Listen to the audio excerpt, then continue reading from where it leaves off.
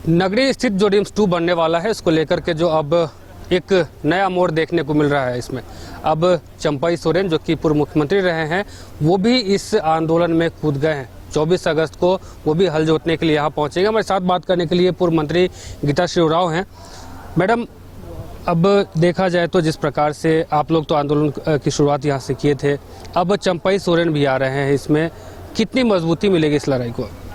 देखिए, अगर उन्होंने ऐलान तो किया है, आते हैं तो बहुत अच्छी बात है, क्योंकि राजनीतिक व्यक्ति और वो तो मुख्यमंत्री रह चुके हैं, जैसे बाबूलाल मरांडी जी भी रह चुके हैं, तो जनप्रतिनिधि हैं, समाज के जो उसका अंग हैं। तो अगर वो अपनी जो है भावना और संवेदना इस तरह से व्यक्त करते हैं इस आंदोलन के प्रति, तो हम उसका स्वागत करते हैं निश्चित रूप से। और मेरे ख्याल से समाज पहले है, व्यक्ति बाद में होता है, और हम लोगों को ये किसी राजनीतिक परिपाटी से जोड़ के देखने की ज़रूरत नहीं, आवश्यकता नहीं है। और यहाँ पर जो भी शुद्ध मन से आएंगे, यहाँ पर मतलब इस आंदोलन में जुड़ेंगे, इस जो मकसद है हमारा इस आंदोलन का, इस ज़मीन को बचाने का, इन खेतों को बचाने का, उसमें अपना सहयोग देते हैं, निश्चित रूप से सबका स्वागत है। और जैसे कि जिस तरह की तैयारी पिछले कुछ दिनों से चल रही थी, तो पांचों प्रमंडल से जितने भी आदिवासी हैं, वो इस बात को समझते हुए कि किस तरह का हमारा अपनी ऐतिहासिकता रही है, हमारे पूर्वजों ने जल जंगल ज़मीन के लिए जिस तरह से क्रांतियाँ की, अपनी कुर्बानियाँ दी, उसके निमित्त जो है हम लोगों को आज ये समझने की ज़रूरत है कि जो धरोहर के रूप में हमें ये खेत मिले हैं, गाँव मिले हैं, उसको कैसे बचाना है हम लोगों को। नगरी का एक तरह से दुर्भाग्य भी रहा है कि 2008-9 में, वैसे 1957-58 में एक बार उस समय सीड फार्म के लिए जो है अधिग्रहण करने की बात हुई थी बिहार सरकार में, तो लोगों ने उस समय भी जोरदार विरोध किया था। तो तत्कालीन मुख्यमंत्री खुद आए थे यहाँ पर, कृष्ण कुमार सिन्हा जी, और उन्होंने ग्रामीणों से कुछ संवाद स्थापित करके और उन्होंने अधिग्रहण पे रोक लगाई थी। तभी जब 2008-9 में भी आरटीआई करते हैं लोग यहाँ पर कि बिरसा एग्रीकल्चर यूनिवर्सिटी में और भू अर्जन विभाग में, तो वो किसी भी रिकॉर्ड के होने का इनकार करते हैं, यानी अधिग्रहण की प्रक्रिया को रोक दिया गया। तभी मुआवजे की भी राशि ट्रेजरी में जमा है। तो और 1894 के भूमि अधिग्रहण के अंतर्गत भी अगर प्रक्रिया की बात जो अभी गाये बगाए उड़ाई जा रही है, तो उसका भी एक क्लॉज था कि 10 साल तक अगर योजना शुरू नहीं होती है तो वो स्वतः रैयत को वापस होगी। अभी देश में लागू है 2013 का भूमि अधिग्रहण बिल, जिसमें प्रमुखता से धारा 40 जो है उसमें ये कहा गया है कि खासतौर से आदिवासी गाँव में, अनुसूचित क्षेत्रों में आपको ग्राम सभा का आयोजन करना है, जिसके माध्यम से नियम नंबर 1 कि आपको योजना की जानकारी देनी है, फिर ग्रामीणों से आपको सहमति भी लेनी है। ये नियम है, बड़े प्रमुख नियम है। और आपको जो है सामाजिक अंकेक्षण भी, जो सामाजिक सोशल इम्पैक्ट असेसमेंट भी करना है कि ये ज़मीन अगर इसके पास रहती है तो उसको क्या लाभ है, इसके नहीं रहने से भी इसको क्या नुकसान है। ये सारी रिपोर्ट के बाद ही आप उस ज़मीन का अधिग्रहण कर सकते हैं जिसकी सर्वथा अनदेखी हुई है।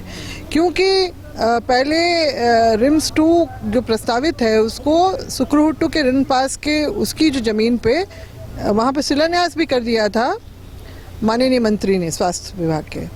और मगर देखिए, जो अर्जित भूमि, जो संपत्ति बन गई रिन पास की, उन्होंने इनकार किया अपनी ज़मीन को देने के लिए।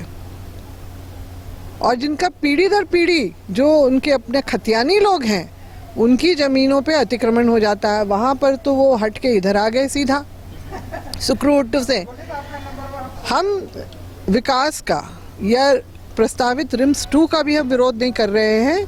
हम सब ये कह रहे हैं कि ग्रेड नंबर 1 की जो एक खेती है, मतलब उपजाऊ ज़मीन है, उस पे ये योजना ना लाई जाए। आपकी कई हजारों एकड़ ज़मीन है, ऐसी परती है, बंजर है, गैर मजरूआ ज़मीन है, वहाँ आप ले जा सकते हैं। आप जैसे, और सुनने में तो आया है कि जो रिम्स है उसका पार्ट 1 का भी बहुत सारी ज़मीन जो है अधिग्रहित की हुई है, जो खाली पड़ी हुई है, जो शायद वो ऐसे ही अतिक्रमण हो जा रहा है उसका इसी तरह से। तो ये है, ये सारा मामला तो यहाँ पर ये है। और आदिवासियों के लिए उनकी ज़मीन बहुत जरूरी है उनके लिए कि हमारी सभ्यता, संस्कृति, परंपरा, हमारी सामाजिक व्यवस्थाएं की भी ज़मीन इस यहाँ पर है, खेतों में है, तो वो तो सब आप नष्ट कर दे रहे हैं ना एक झटके में। तो ये यहाँ पर 5वीं अनुसूची के राज्य में जहाँ आदिवासियों के अधिकारों के उनके प्रावधान, संवैधानिक प्रावधान इसलिए हम कह रहे हैं क्योंकि हमारी सामाजिक व्यवस्था, हमारी 3 बड़े जो कानून है, एसपीटी, सीएनटी और विल्किंसन रूल, इसको अनुच्छेद 13(3) क के अंतर्गत मान्यता मिली हुई है और 244(1) जो अनुच्छेद है उसके अंतर्गत 5वीं अनुसूची का दर्जा। तो ये तो उस हिसाब से तो आदिवासियों की तो के हक में ही हर चीज़ें होनी चाहिए थी, मगर यहाँ उल्टा ही हो रहा है। मैम, क्या लग रहा है कि जिस प्रकार से यहाँ अब पिछले कई महीनों से आंदोलन चल रहा है, अब जाकर के जो चंपाई सोरेन है उन्होंने कहा है कि गुरुजी का सपना जो है वो हम लोग मिलकर पूरा करेंगे और इसके बाद अब वो 24 तारीख को यहाँ हल चलाने के लिए आ रहे हैं। निश्चित रूप से हम इस बात का स्वागत करते हैं, हमारी भी यही भावना है और हम भी उस तरह को, ये जो 24 तारीख का जो हमारा ये अभियान होगा वो गुरुजी को ही समर्पित रहेगा, क्योंकि उन्होंने 2012 में जिस समय नेशनल लॉ यूनिवर्सिटी और IIM रांची के लिए जो भूमि अधिग्रहण का था, तो उस समय वो झारखंड सरकार के स्टीयरिंग कमेटी के तत्कालीन चेयरमैन थे और उन्होंने यहाँ की जनसभा में शामिल आके जो ये आह्वान किया था कि तुम्हारा अपना खेत है, जोतो रे, और तब से लोग शांतिपूर्वक यहाँ पर जोतकोड़ करके दखल में रहे यहाँ पर। अब गुरुजी भी नहीं रहे और हम लोग तो ये जो है, जैसे हमने इस बार का आदिवासी दिवस भी, विश्व आदिवासी दिवस भी उनको समर्पित किया क्योंकि वो हक अधिकार की बात करते थे, ये भी हक अधिकार की ही तो बात है और उन्होंने आह्वान किया था जोतने का, तो हमारी सच्ची श्रद्धांजलि होगी। इनफैक्ट मुख्यमंत्री जी की भी सच्ची श्रद्धांजलि अपने पिताजी के प्रति होगी कि यहाँ पर नगरी में हल जोते जाएं, रोपा जाए और जो इस जगह को अतिक्रमण मुक्त करके जो है ये जो योजना है, जो रिम्स 2 का प्रस्तावित योजना जो है, उसको अन्यंत्र कहीं और ले जाया जाए। हम उस चीज़ का स्वागत करेंगे। हम अभी भी इस आस में बैठे हैं कि मुख्यमंत्री जी संवेदनशील पूर्वक कोई निर्णय लेंगे और वो इस जगह को जो है, क्योंकि ये जो 227 ज़मीन आखिरी बच गई है यहाँ के गाँव वालों के लिए, ग्रामीणों के लिए, क्योंकि कई लोगों की तो पूरी की पूरी ज़मीन ख़त्म हो गई है, खेत ख़त्म हो गए हैं। अब जो बची हुई ज़मीन होने से लोग जो हैं वो हमेशा के लिए भूमिहीन हो जाएंगे, तो पलायन की स्थिति उत्पन्न होगी। तो फिर एक राज्य जो आदिवासियों के लिए बना है, 5वीं अनुसूची के राज्य में अगर लोग इतनी बड़ी संख्या में, एक गांव उजड़ जाता है, उनके खेत उजड़ जाते हैं, इससे बड़ी जो है एक बुरा उदाहरण क्या देश दुनिया में होगा।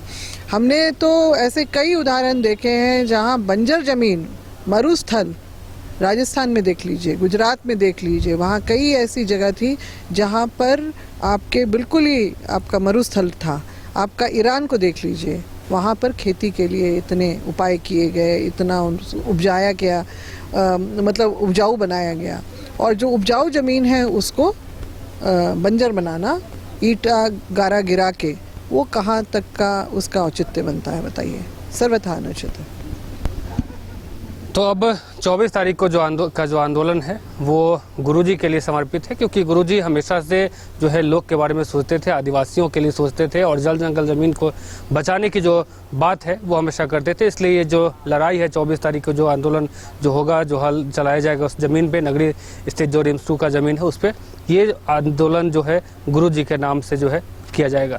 H2O City, higher quality of living, a project by Anshul Homes. Luxury 2 and 3 BHK flats with garden attached balcony. Amenities are valet parking, swimming pool, clubhouse, kids play area, badminton and basketball courts. Anshul Homes, H2O City.